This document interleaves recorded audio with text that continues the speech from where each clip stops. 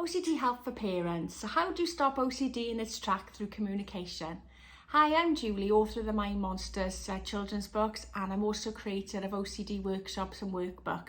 And I'm on a mission to help other parents to tackle OCD in children before it has a chance to grow and take control like it did in my house. Because prior to me getting professional help, I was doing all the wrong things when it came to tackling OCD behaviours.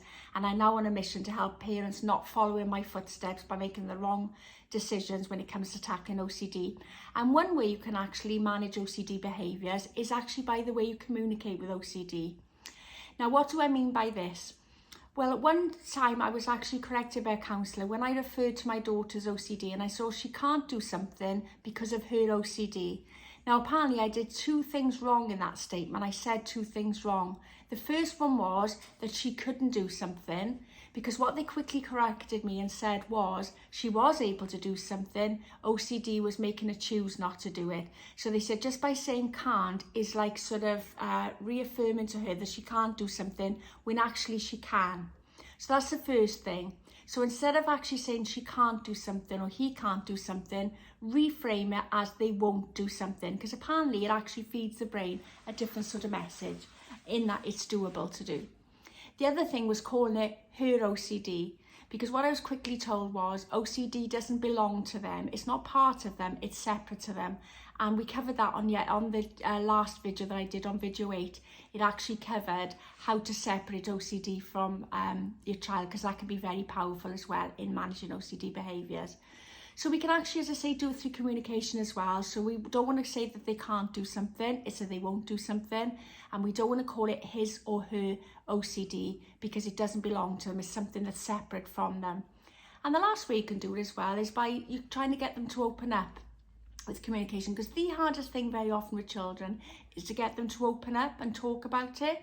So if you were, for example, to use the word why puts them on the defensive. Like if you saw, why can't you do something?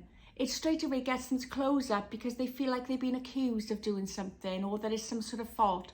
So instead of saying that, try again reframing it by saying, what is it about X, or beep, as we sometimes call the OCD fear word, what it is about beep that makes you nervous and anxious and makes you feel that you have to do these compulsions.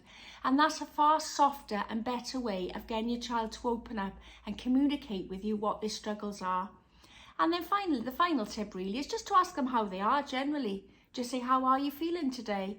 And maybe just ask them to, rate it out of 10 how they're feeling, say with 10 being the most anxious, 1 being the least. You could even break that down further by saying, how anxious were you in school on a level of 1 to 10? How anxious are you at home? And that can sort of give you a gauge of where the anxiety is peaking most, so that you can actually work on that area next. So that's it for today's video on how to help children with OCD via communication. Hope that's been helpful, because I am on a mission to help provide some OCD help for parents who are struggling to navigate their way through OCD in children and teenagers.